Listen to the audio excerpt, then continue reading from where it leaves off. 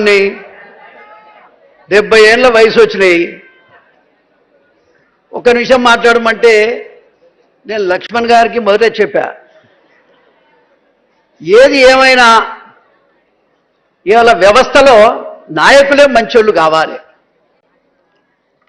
మాయమైపోతున్నాడమ్మా మనిషి అన్నవాడు, మచ్చుకైనా కారవటం లేదు. ఎక్కడో ఒక చోట ఒకడు ఉంటే వాడు కూడా కనపడతలేడు, ఏడున్నాడో ఏం సంగతో అని అందశ్రీ పాట రాశారు. ఏడున్నాడో ఎందుకు అనుకోవాలనే, మన పేద వర్గాలంతా ఉన్నాడు మన రేవంత్ రెడ్డి గారు అనుకోవాలి.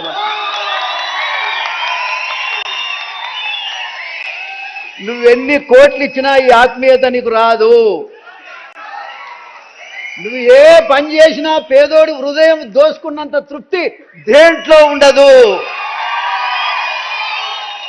నేను చాలాసార్లు నీ మీద మాట్లాడేటువంటి విషయం నీకు తెలుసు, కానీ వర్గీకరణ దగ్గర నుంచి నా మనసులో ఎంత మార్పు వచ్చిందో నీకు సమయం లేదు మమ్మల్ని గమనించటానికి. మనుషుల్ని మార్చేది మంచితనం. అందశ్రీ గారు చదువుకోలేదు, అసలు ఈయనకు నాకైతే ఎప్పుడు నేను కనబడేది కూడా లేదు, నేను ఎప్పుడు చూసింది కూడా లేదు. కానీ చచ్చిపోయిన తర్వాత అసలు కులమే కులమో కాదంటున్నారు, ఏంటి గోలని చెప్పేసి నేను యూట్యూబ్లో వెతుకుని మొదలు పెడితే ఆయన ఎక్కడ కూడా తన కులాన్ని గురించి చెప్పకపోతే చివరికి నేను ఎవరది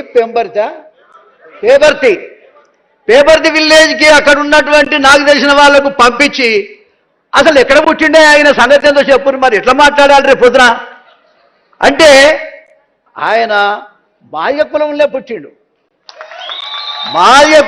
పుట్టిండు. కానీ ఎక్కడ ఆయన చెప్పుకున్నటువంటి సందర్భం లేదు. కానీ నేను గర్వపడుతున్నా, నేను ఒక దళితుడిగా, దళిత వర్గాల్లో కూడా ఒక మాదిగ కులస్తుడిగా నేను గర్వపడుతున్నా. మా గద్దరన్నను చూసి నేను గర్వపడుతున్నా, మా జయరాజ్ అన్నను చూసి కూడా గర్వపడుతున్నా. తెలంగాణ వచ్చిన తర్వాత మా ఒళ్ళు ఎంత చైతన్యమైందంటే ఇంటికో డప్పు, ప్రతి హృదయం కూడా కళాకారుడై సమాజంలో జరుగుతున్నటువంటి అన్యాయాన్ని గొంతెత్తి స్థాయికి మాత్రం ఎదిగింది. మాకేం రాలే, దళిత వర్గాలకు పేద వర్గాలకి ఏమీ రాలే, కానీ చైతన్యం వచ్చింది.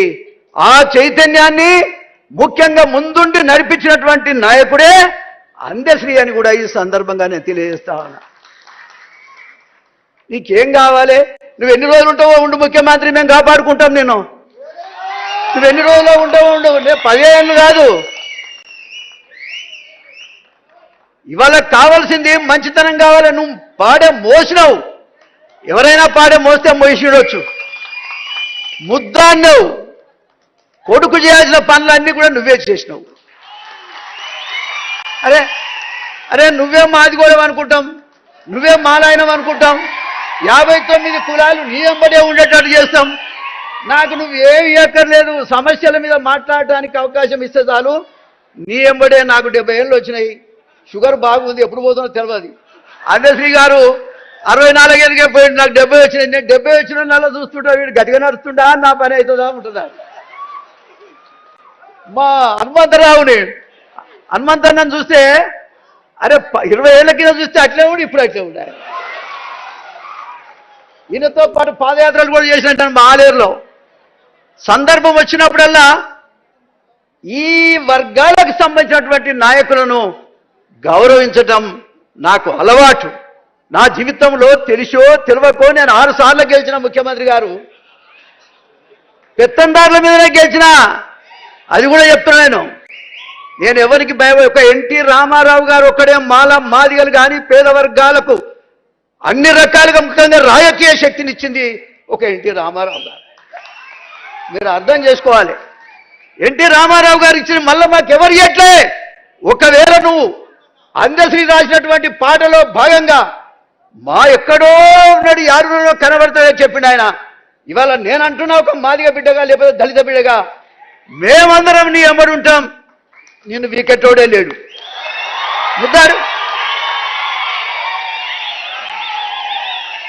మా మాదిగోళ్ళ ఇళ్ళలో వాడు, మా మాలోళ్ళ ఇళ్ళలో వాడు, మా 59 కులాలు ఇళ్ళలో ఒక్కసారి అట్ట వండుకోరా. మా బీసీ ఇళ్ళలో వండు, మా సాకరోళ్ళ ఇళ్ళలో, మంగళోళ్ళ ఇళ్ళలో పండుకొని రావయ్యా. నువ్వు ఏ పని చెప్ప ఏం బుబ్బ ఎవడు పెడుతుండే? ఎవడు ఆగు బిడ్డ, ఎందుకు తొందరపడుతున్నావు? నన్ను డయాస్ మీద గింతే మాట్లాడిన చెప్పినటువంటి వ్యక్తి అయితే లేడు.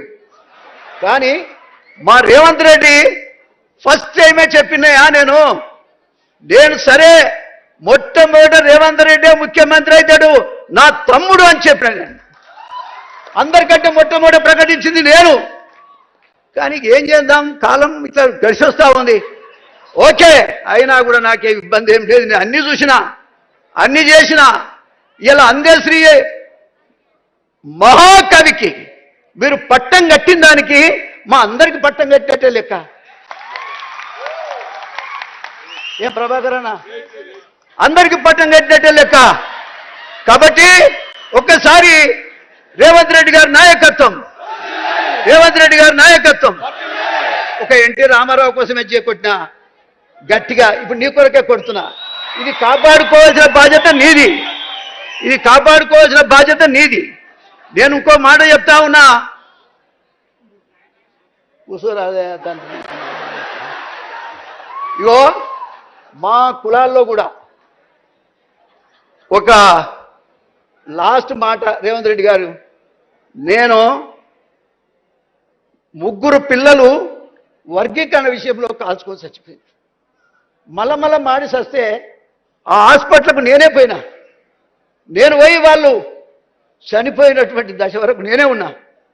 నువ్వు వర్గీకరణ చేసిన తర్వాత అసెంబ్లీలో నువ్వు మాట్లాడినాక డైరెక్ట్గా నేను అంబేద్కర్ విగ్రహానికి దండేసి ఆ చనిపోయిన ఇండ్లు హ్యాబిట్స్లో ఉన్నాయి, ఎక్కడనో కాదు, హ్యాబిట్స్లో ఉన్నాయి.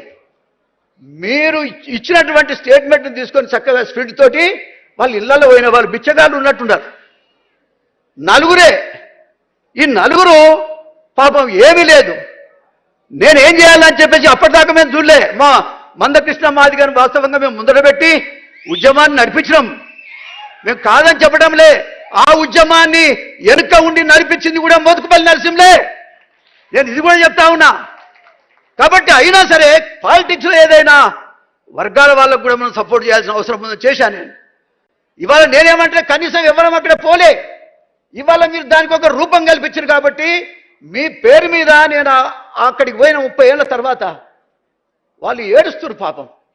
అరే ఏమైందా, మరి ఎవరు సాయం చేయలేదు, మరి ముచ్చట మన దగ్గర రాలేదు, ఇప్పటిదాకా ఏమైపోతుంది చెంపలేసుకొని నేను ఇమ్మీడియట్గా మా ఎటువా రాజనాథ్ సింగ్ లేడా పోయిండా, ఆయన మంచిగా చెప్పేటప్పుడు ఉండడు. అయితే రాజనరసింహ కొంచెం కోపిస్ట్, కానీ నేను పోయి బ్రదర్ మనం వీళ్ళకు ఏదో ఒకటి చేయాలి కదా, ఈ వర్గీకరణ కోసమే వాళ్ళు చచ్చి ప్రాణం పోసిరు కదా, బలైపోయారు కదా, రక్తం చిమ్మిరు కదా, వాళ్ళ కోసం మనం ఏదైనా చేయకపోతే ఎట్లా? ప్రభుత్వం దగ్గరికి ముఖ్యమంత్రి దగ్గరికి పోతే వర్గీకరణ చేసిన మనసు ఎప్పుడైతే ఆయనకుందో ఖచ్చితంగా వీళ్ళకి న్యాయం చేస్తాడని చెప్పాను నేను. లక్ష్మణ్ కూడా చెప్పాను నేను. కనీసం వెంటనే దామోదర్ రాజనరసింహ గారు వాస్తవంగా కొంచెం కఠినంగా మాట్లాడతాడేమో కానీ మనిషి మంచిదే. సుమారుగా ఒకరికి 5-5 లక్షల రూపాయలు ఇచ్చి వాళ్ళను ఊరట చేపించిన. ఏది ఏమైనా వాళ్ళకి ఇంటికో ఉద్యోగం, ₹1 కోటి ఎంతో మందికి కోట్లు ఇస్తున్నారు. వాళ్ళు ఒక కాజు కోసం దచ్చిన వాళ్లకు ₹1 కోటి చొప్పున వాళ్ళకి ఇవ్వాలని నేను కోరుతున్నా. మాదిగ జాతి మొత్తం కూడా ఒక తాడికి రావడానికి మాకు అర్ధగజం స్థలం లేదు మా జాతికి. కనీసం ఇదే నక్లెస్ రోడ్డు మీద ఒక స్తూపం కట్టుకోవటానికి కనీసం ఒక 1000-2000 గజాలు ఇచ్చి మా కులాన్ని గౌరవించవలసిందిగా కోరుతా ఉన్నా. ఎందుకంటే నీ పేరు మీదనే మీరే ఫౌండేషన్ వేయండి, మీరే కట్టియండి. జాతి మొత్తం కూడా ఏదో ఒక రోజు పండుగ రోజు మేము చేసుకునేటువంటి అవకాశాన్ని హైదరాబాద్లో మాకు కల్పించాలని నేను కోరుతా ఉన్నా. దయచేసి నేను ఇప్పటిదాకా దరఖాస్తు ఒక్క నిమిషం, నేను దరఖాస్తు పట్టుకొని ఎవరి దగ్గరికి పోను నేను. కానీ వాళ్ళు గిలగిల పట్టుకుంటుంటే చూడలేక మీకు ఆ దరఖాస్తును కూడా మీకు ఇచ్చాను. ఇంకో మాట ఏంటంటే ఈ వర్గీకరణ విషయంలో చాలామంది తమ్ముళ్ళు చాలామంది ఆ తమ్ముడు కేసులు ఉన్నాయి ఇంకా కూడా ఆ కేసులన్నీ తీసేయగలిగినాయి దయచేసి ఆ కేసులన్నీ తీసేస్తే ఈ వర్గం వాళ్ళు ఇవాళ నా మాల సోదరులకు కూడా ఏదైనా కావాలంటే ఇవ్వండి ఎవరికేం కావాలన్నా ఈ వర్గాలను గౌరవించండి ఇది మాత్రం ఖచ్చితంగా మేము స్తూపం కట్టుకుంటాం ఈ వర్గాల వాళ్ళంతా ఒకసారి ఏరి చైతన్యం చేసుకోవడానికి అవకాశం ఉంటుందని ఈ సందర్భంగా నేను తెలియజేస్తూ ముఖ్యంగా ముఖ్యమంత్రి గారు వయసులో చిన్నవాడైనా నేను అనుకుంటా అందశ్రీ నీ చెవిలో ఊదినట్టుండు అందుకనే ఇవాళ ఈ పేద వర్గాల యొక్క ఆలోచన విధానం మీరు అమలు చేస్తున్నారు నేను ఒక్కటే ఈ సందర్భంగా చెప్తా ఉన్నా మా మనసు గమనించండి మాకే కోరికలు లేవు వయసులో ఉన్నప్పుడే నేను ఏం కోరుకోలేదా నీతికి నిజాయితీకి అంబేద్కర్ వారసుడిగా బతికిన నాకు నాయకుడు విద్యార్థి దశలో కూడా మాకు ఆనాడు నాయకుడిగా మా ఉన్న జేబీ రాజు గారు